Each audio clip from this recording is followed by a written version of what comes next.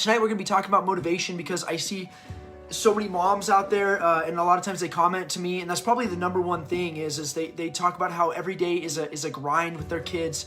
Their kids are just not interested in education. It's not like they're not smart. It's not like the parents aren't on board or don't know how to teach, but they just can't get their kids excited about education. And when we talk about raising children for greatness, there is no way to drag your kids to greatness.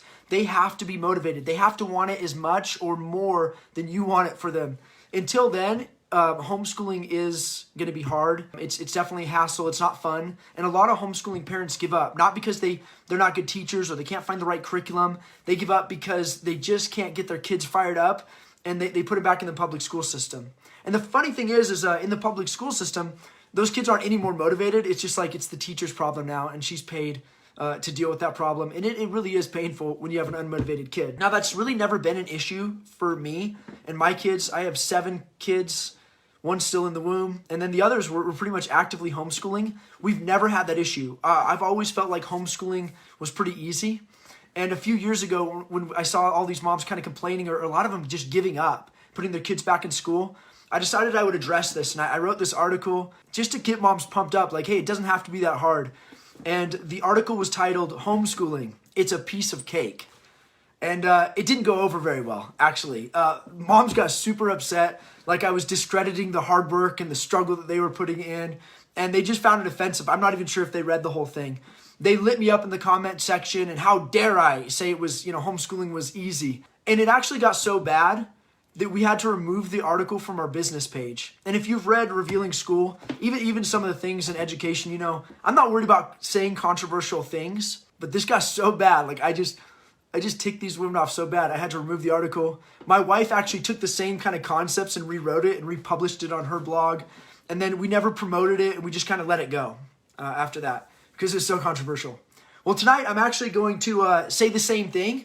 I'm just going to try to say it a little less offensively. I do think homeschooling can be a piece of cake if you master the art of motivation. If you have motivated kids who get up and they're excited about learning and they want this as much as you want it, then homeschooling is too easy. And that's what we have in our home. And I don't think my kids are any more special than your kids or any more gifted than your kids. I think it's just we have a little bit of a different approach. For us, we see motivation as the primary. Like, it's more important than the curriculum, the techniques. It's more important than your schedule. You have to motivate your kids if you want them to achieve great things. There's a whole bunch of principles that we have in the book. Today, I'm just going to be talking about one of them. I've alluded to it last week. It is the principle of the primary motivator. A while back, I was talking to a mom. She's like, man, I'm just really struggling with this homeschool thing. I have a kid. He will not do his math. I've tried everything. We have a system now where if he does an hour of math, he gets an hour of video games. And I thought that would work and it would encourage him. But actually, it's had a really bad effect. He's actually just rushing through his lesson. He gets all of the answers wrong. And then when I correct him and tell him to go back and redo his work, he just throws a huge fit. So it's actually still just a hassle. I can't motivate him, and I'm really thinking about putting him back into the public school system. Well, this woman is suffering from what I call a secondary motivator. Math is not the primary motivator for her kid. The primary motivator is the video games. So this kid is super excited the whole time he's doing his math. He's excited for the video games. That's what he's thinking about. He's rushing through his math as quick as he can. And then he's getting all the answers wrong. And then when she tells him to correct it, he's really frustrated because he thought he'd already be playing video games by that time. So she's really just shot herself in the foot. She's actually turned math into the pill her son has to swallow to get to what he really wants, which is the video games.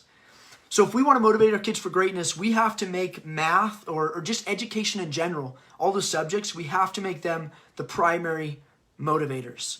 We have to make them as motivated to do their math as they are to play video games. And believe it or not, that is a reality in our home. And I'm going to tell you how you can make that a reality for you guys tonight. It's actually not as hard as you would think. So, all right. So I'm actually going to have notes today. I'm going to ramble a little less and actually try to make this class a little bit more professional. There are 2 ways to turn your kids' education into a primary motivator. They're both very scientific. Okay. The first one is through alchemy. And the second one I call relativity. So alchemy and relativity. Hopefully you guys know what alchemy is. It was the ancient practice of it was really just chemistry, trying to turn other elements into gold, but it's really just about transforming one thing into another. So the first way, and the reason that my kids, for example, actually do love math as much as they love video games, is because we have transformed math into a video game. It's called Prodigy. And I'm sure, hopefully you guys have seen this, especially if you have elementary kids. We actually have a math curriculum on Blue Manor Academy. That's our core curriculum. But I'd say in the last few months, like 90% of our kids' math has been in this game, Prodigy. And it's a video game. My kids love it so much, it's become an obsession. We have my 6-year-old Jonathan. It was really weird. Some mornings, me and my wife, you just wake up and you have that feeling like something's not right, or there's somebody in the room, and we'd listen, it got quiet, then we kind of go back to sleep. And then eventually, like one day I rolled over and I saw my little kid, Jonathan, his eyes like looking up at me. And he was in there sneaking into our room to get the tablets at like 5 or 6 o'clock in the morning so he could play Prodigy, which is just math. That's all it is. It's just a math video game. And before his siblings got up, he wanted to get a few hours in. So that's how motivated and passionate he was. We actually had to set limits and say, okay, dude, go outside and play, no more math. That's how motivated he was.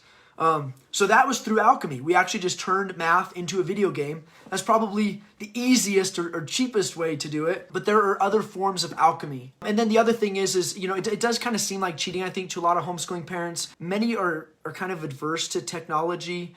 And it really does seem like cheating. If you went through the public school system and you're used to doing math in a textbook with worksheets, it's supposed to be dull and painful. It does seem like cheating when your kid is playing video games. But it's actually working. If anybody who knows my oldest boy, Colton, is 6, 7 years old, he was doing long division in his head and stuff. I mean, he's just a genius. He's doing square roots in his head, solving math problems that I had trouble solving. So it absolutely was working, and he loved it. So video games is a form of alchemy. You may not like that one, but it really works, and the kids love it. The second form of alchemy is competition. My daughter, Audrey, she's my oldest daughter. She's actually very good at geography. We started her very young. She could name most of the capitals and states and countries. And I mean, she's always been pretty knowledgeable when it comes to geography. But we were kind of getting to that point where she's like, what's the point? And she just wasn't really enthusiastic about geography anymore. And that's okay, it can be boring, but we wanted to get her fired up again. So we enrolled her in a geography B. And then it was really great the first year she signed up. And she studied, right away she studied a little bit more because of the competition. But then she went out there and it didn't really go that well. She lost, she kind of got her tail kicked. And that was great because the next year, she was super fired up. Like, she was humiliated, she was embarrassed, which is a powerful form of motivation, public humiliation. So she immediately, like the next year, she studied and she studied and she studied. She was super motivated. And we actually put her into a group. There was a homeschool group, and there was these 2 other brothers in this group. They're actually, I think, we have 2 daughters. My oldest 2 are daughters. So one of the brothers is a year older than my sister, and one of the second brother is a year older than my other daughter. And they were doing this geography B competition, and the 2 brothers beat the sisters. And the older brother smiled at my oldest daughter, Audrey, and said, "The brothers beat the sisters." She was really fired up. All kids have that sense of competition in them. They love to be the best. They love to compete. So we just motivated her by turning her geography, which was kind of boring from the textbook, into a competition. And my 2 daughters got so pumped up that they actually bought some of their own curriculum online. We let them download some apps. So I don't even know what their curriculum is anymore. They got like 10 things that they're doing, and they know so much geography. They know way more than me. And I've written geography curriculums for Blue Manor Academy. So it works. Competition is powerful. So, another form of alchemy, just real quick, I wanted to cover is friends and socializing. So my kids, they don't have access to their friends a ton. So we put them in this geography club, and they got to see their other friends. And so it was exciting. They looked forward to that just to see some of their friends. So that is a form of educational alchemy. If you can take education and kind of turn it into a social event, in addition to competition, it's just a bonus tip. All right, and the cool thing about competition is you can pretty much turn anything into a competition. If you want your kids to know more about agriculture, farming, animals, whatever, you have 4-H. The Bible, you have Bible bowls. Spelling, you have spelling bees. Math, you have math bowls. There's chess tournaments. There's science fairs. You can really turn anything into a competition. Now, you may not have time to do everything as a competition, but what I usually do is I save this educational alchemy for subjects my kids are maybe not as motivated to do. Like, I really don't usually have to pump my kids up to read. They love reading. They love art. They actually like math for the most part. Spelling, my boy hated spelling, so we got him an app, a fun app for spelling, because my daughter was struggling with geography, so we did the geography bee. So you don't want to overuse these things, but you want to use them wisely when you need them. Competition is a powerful motivator. And even if your kid never wins anything, they'll still be better than 99% of people. The worst kid on our chess team can probably beat most adults in chess. So competition is powerful educational alchemy. The next one, this is probably my favorite. This has been the most effective. This is why I can honestly say education in our homeschooling has been a piece of cake. And this is definitely cheating. But the next form of alchemy is leadership. Kids love to be in charge. I think we all do. And it helps them take ownership. I learned this lesson a few years ago. I live out in the country. And behind our house, there's a big hill. And at the top of the hill, it's actually kind of like a mountain. At the top of the hill, there's a cross. And I was taking my daughter, who was like 5 or 6, and then her cousin, who's a little bit older, on what I call a never give up hike. It's like a character development thing. You go hiking and you don't quit till you get to the top. But I was trying to push them along, and I was ahead of them and pushing them along, and they were just whining and complaining, and they were so tired. And finally I got sick of it, and I just went to the behind them, and I let them lead. Said, fine, just take off. You don't have to follow me anymore. If you step on a snake, it's your problem. And then I complained, and I was like, oh, wait up. This is so hard. Wait, my feet hurt. And they just laughed their way to the top. There's something empowering about being in charge, about being at the head of the pack. And it's exciting for kids. And you can do that with their education. You should empower your kids, give them some autonomy over their own education. It's powerful educational alchemy. So this is why it's easy for me to homeschool and my wife. We have 3 oldest kids. And really this only works, I think, past the age of reason. So 7 years and up. So we have 3 of them, Audrey, Emma, and Colton.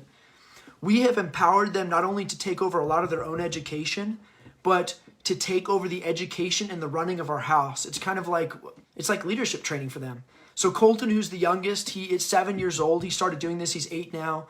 On Monday, he was in charge of the house. I go out here, I write books for you guys. I illustrate children's books. I build the academy. I'm working on the business. My wife has her stuff she's doing too. And there's really no reason for us to be babysitting a 7 or 8 year old at that point. They can start taking charge of their life and other people. It's teaching them leadership. So he wakes up, he runs the house, he inspects the other kids' rooms, make sure they make their beds. He helps get breakfast ready.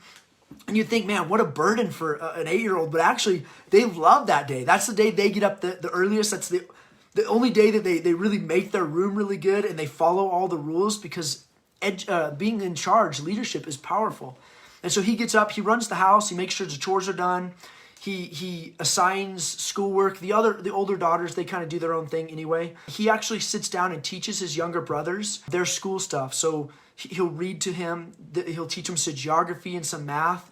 It's exciting for him to take charge. The other kids like it. He's reinforcing everything he's learned by teaching them. And then there's really not a whole lot of burden for me and my wife. We just kind of monitor. We step in when we have to. But on Monday, Colton is in charge. Okay, and then on Tuesday and Wednesday, Emma's in charge. She's amazing. She loves this. She wakes up early. She gets everything done. She teaches school better than me and my wife. She's an amazing teacher. We're going to get her on Blue Manor Academy someday.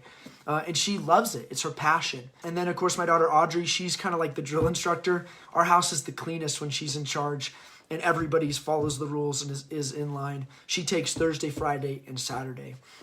And so this has been a big deal for us. It's really taken the burden of education or homeschooling off of us, and it's really made it easy. And at the same time, it's inspired them because they're in charge. It's exciting for them. So leadership is a form of educational alchemy.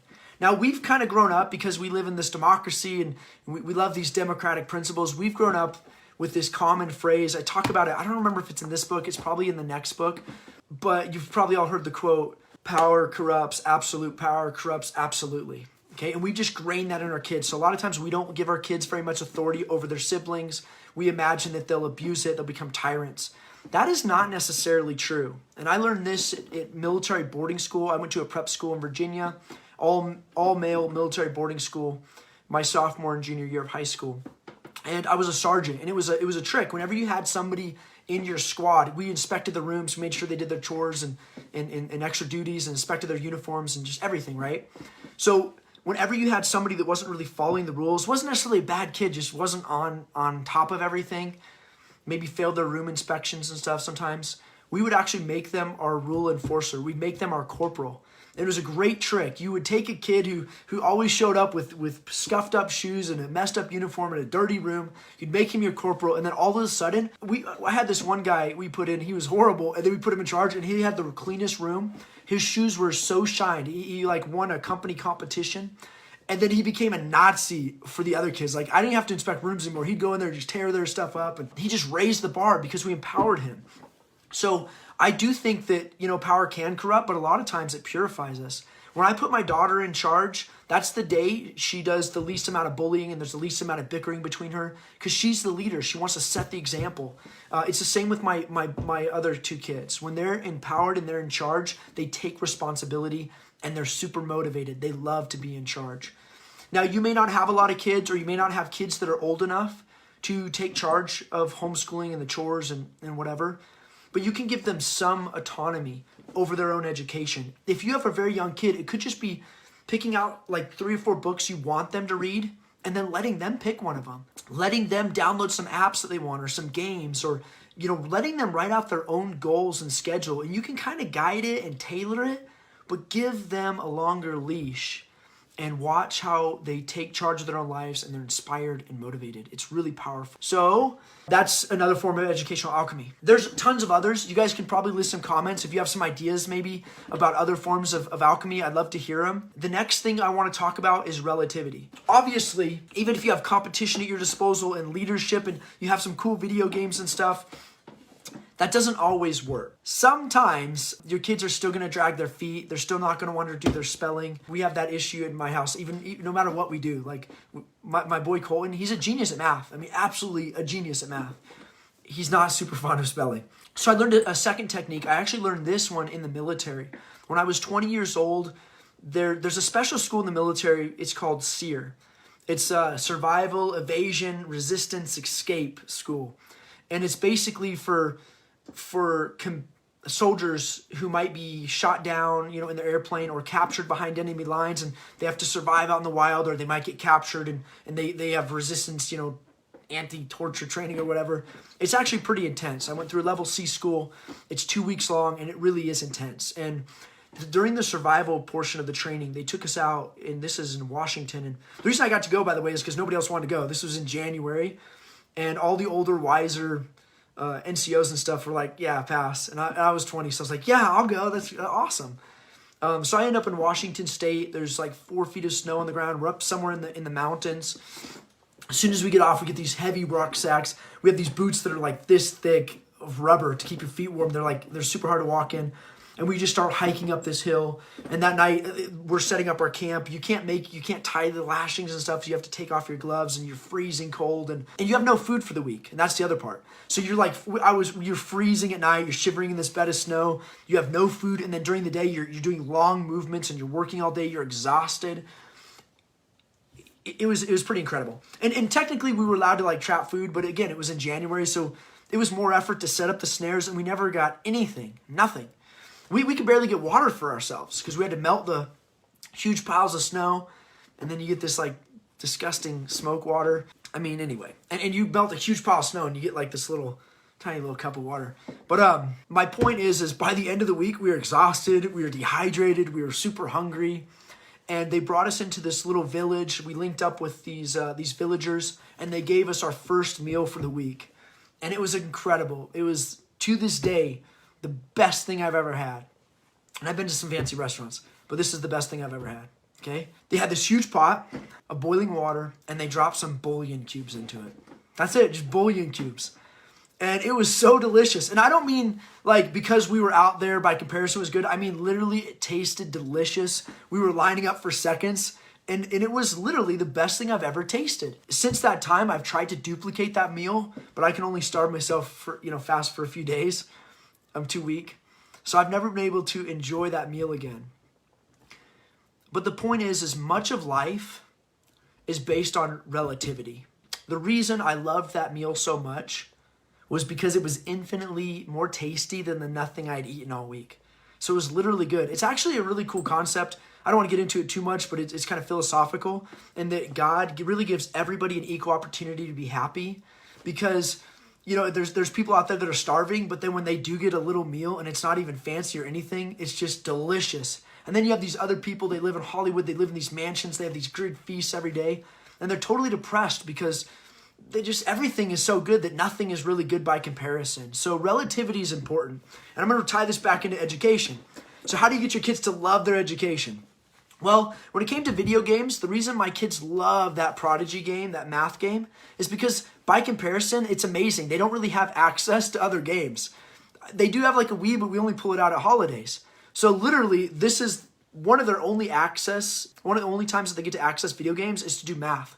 I think if we had other video games like, I don't know, Call of Duty for older kids or something, or the Wii out all the time, they wouldn't have enjoyed Prodigy. They wouldn't have enjoyed their math video game. So much of what we do, our kids are so spoiled a lot of times that education is almost impossible. There are too many exciting things in the home to distract our kids. So a few years ago, my daughter used to read all the time. I mean, avid reader, my oldest daughter. She'd read every book. She loved reading. And then all of a sudden, it just stopped. And after a while, I was like, Audrey, what's going on? Like, you don't read any books anymore. She's like, oh, it's boring. I'm like, reading books is boring? What are you talking about? So I went out and I got her the Narnia series, which is amazing. I read that when I was a kid. It's the best books for kids, the Narnia. Okay? I give her the books. She reads the first, few chapters, and then I just don't see her reading it anymore. I'm like, Audrey, what are you doing? You're not going to read the Narnia anymore? It's boring. Like, if a kid finds Narnia boring, then there's something wrong. Like, something went wrong. And I realized over the years, we had spoiled our daughters. Their rooms were piled with toys. They had all these video games and movies and they're just like too much exciting things. And we had spoiled Audrey. Spoiled her so much that she couldn't even enjoy an amazing book like Narnia anymore. And so this was really simple fix. And it seems extreme, but it was a great and simple fix. It really worked. We just got rid of everything. It made our rooms cleaner. It simplified our lives, but we got rid of all toys. We came up with a rule, and this is going to seem crazy and out there. That's okay. Kids are so spoiled today. Everything seems crazy, like any restriction. But we made a rule that after 7 years old, you don't have any toys. There's no reason for it. You're past the age of reason. I understand little kids wanting toys, but 7, no toys on. It's been the best thing. We made another rule, movies. How can you compete with movies? Movies are so exciting. They do all the thinking, all the creativity for you. Kids are just, they just watch a movie and they're just like zombies. And it is exciting. How can a Narnia book, which takes some effort and some reading and maybe some looking up words and stuff like that, how can that compete with the movie? For most kids, it can't. The movie's the easy way out. So we just got rid of all TV, all movies, except for some educational stuff, except for 1 day a week. And this was so funny, too, because we used to use movies as a reward system. And after a while, our kids are like, whatever, they don't care. Well, now that they watch 1 movie a week, if on Saturday they perfectly clean the house, they love movies again. It's like, it's their ecstasy. It's a joy every week. They can't wait for their 1 movie. That's been huge motivation. So we removed that, removed the toys, removed almost all of the video games, except for educational stuff like Prodigy. And now guess what? My daughter loves reading again. She loves to read. It's one of her favorite things to do. So by comparison, I think that most of us are struggling with education because our kids are too spoiled. And I'm not saying that in a mean way. You just have to really think about it. Our kids today have more entertainment in their pocket, in a cell phone, in a pocket. They can listen to the best music, any videos they want, any games, apps, everything they can in their pocket. Kings back in the day, rich kings who owned all the land, could not produce the entertainment and the distractions that these kids carry around in their pockets. So no wonder they don't want to do school. And it's actually pretty sad. And if you have Call of Duty just sitting there waiting for your boy, he's never going to love his math. He's always going to try to rush through and get to Call of Duty. Call of Duty's like crack. It just needs to be removed. And I say this as a grown-up. I didn't grow up with video games, but when I turned 20 years old, I got this Age of Empire game. I always wanted to play it. And you can ask my wife. It got so bad, I had to get rid of it. Because it is like crack. I was staying up all night playing this video game. It takes it's hours and hours to play this strategy game. And I'd go to work and I'd be exhausted. And I was barely alive. And then by the end of the day, I'd be like, I start to wake up and be like, oh, I'm gonna play that game. I stay up all night again. And finally, I'm like, as a responsible adult, I have to remove this, okay? And I'm an adult. I've been through the military. I should have some self-control. And that video game is like crack. So we need to start limiting our kids. I highly recommend, you don't have to get rid of all the video games. Put it in a closet. That should be for holidays and weekends. The other thing is friends. You know, our kids have so much access to their friends. It used to be we lived on a farm and we got together for holidays or for church and we saw them every once in a while. Today, kids can just message their friends or FaceTime their friends every second of the day. Friends are always going to trump education. We have to limit that. I really do think it's important. Use that friend time strategically. You can tie it into education like we said earlier, but I had to limit it. So my kids, they can't FaceTime their friends all the time, except for on Saturday. If they do a good job, they get their chores done. So we have to remove those distractions. And when you remove those distractions, your kids are not going to have a miserable life. You don't have to be sorry for them. They'll just start to enjoy different things. They'll start to enjoy their math. They'll start to enjoy their social studies or whatever they're doing. Education should be interesting and exciting for kids. It can't be when you have all that crazy stuff going on around you. It'd be like, studying in a theme park or something. How could it, so much distraction. How could you even do it? So our kids are not deprived. They just love reading again. And I actually think that's great. I feel like kids who can't enjoy reading are deprived. They have been literally spoiled. So anyway, relativity, okay? Now, after you remove the exciting distractions, it doesn't mean your kid's always going to want to spell. My son Colton, he's like I said, his spelling is his nemesis. He just doesn't care. I've never really pushed it. I don't really care that much about it. That's another story. We have spell check. We have so many things now. Memorizing spelling words, that's debatable. But we still do it. So one morning I was by comparison, I'm like, I'm going to make this kid love his spelling today. So I'm like, Colton, if you can do your spelling, or you can go outside and do some dog poop. And I'm thinking, by comparison, relativity, he's going to want his spelling. And he's like, Dad, I'll do the dog poop. So it didn't work. I lost that one. Or maybe I didn't because he picked up dog poop. So maybe I won. But the point is like, by comparison, he still didn't like his spelling. So this is the ultimate trick. This one always wins. It's called double load motivation. So what I did is the next day I said, okay, Colton, so you can do your one spelling worksheet today. Or you can do 2 spelling worksheets today. So guess what? He was super excited and pumped to do the 1 spelling worksheet. That's called double load motivation. You can make anything. You can take math and they hate math. Okay, cool, man. I'm going to make you excited about this worksheet. If you're excited and do this 1 worksheet, you only have to do 1 instead of 2. Double load motivation. It actually works. And once the kids get in the habit of spelling and doing their worksheets, it's no big deal. They'll get used to it. Colton's been spelling a lot better lately, I think. Ask Janine. Or the kids, because they kind of run things. So the point is, everything is relative. It's a matter of perspective. It's all about comparison. In time, kids can learn to love all things by comparison. So those are my 2 tips. Those are some ideas you have just to kind of supercharge the motivation in your home. Obviously, this is not enough. This is just to kind of get your appetite whet. There's a lot more in the book, and we're going to be talking about a lot more things here. But I just want to review really quick. Make education a primary motivator. The first way to do that is through alchemy, by turning education into something that's already super motivating to kids, like competition or leadership or video games, God forbid. But it works. And then, of course, the second way is through relativity. Remove all the crazy distractions. We can't just offer kids those distractions as a reward because that motivates them to get to the distraction. We really want the primary motivator to be the math, not the video game. So we have to remove those distractions, set boundaries. You should not be rewarding your kids with video games for doing the daily minimum assignment. Like, video games should be a super reward for extremely high effort. When you see a kid, he does like 10 math sheets and he's doing super well and you say, wow, you have a great attitude today. You know what? Play some video games. That's what a reward should be. It should not be daily. Otherwise, it kind of loses its effect by relativity. And then, of course, you can go the negative route. And if the kid doesn't want to do it, you can compare their schoolwork to chores. Say, okay, well, you can do this or you can do the chores. And you win-win because if they do the chores, they did the chores. Chores are great. And a lot of times, they'll just be more excited to do their schoolwork.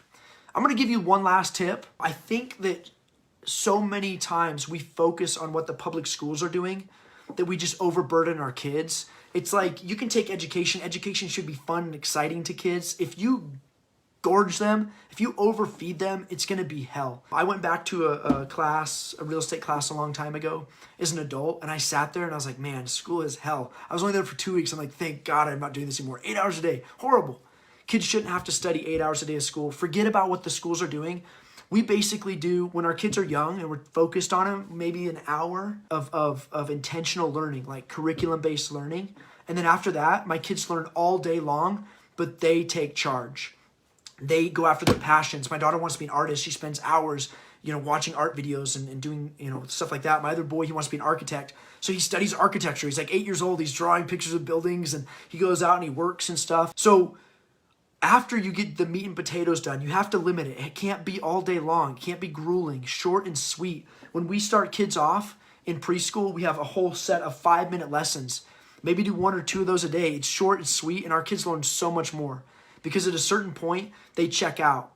And then if education becomes grueling, kids they'll hate it. They'll learn to hate learning, and then they'll just disengage. So you'll be talking, and they won't be thinking, and if they're not engaged, they can't learn anyway.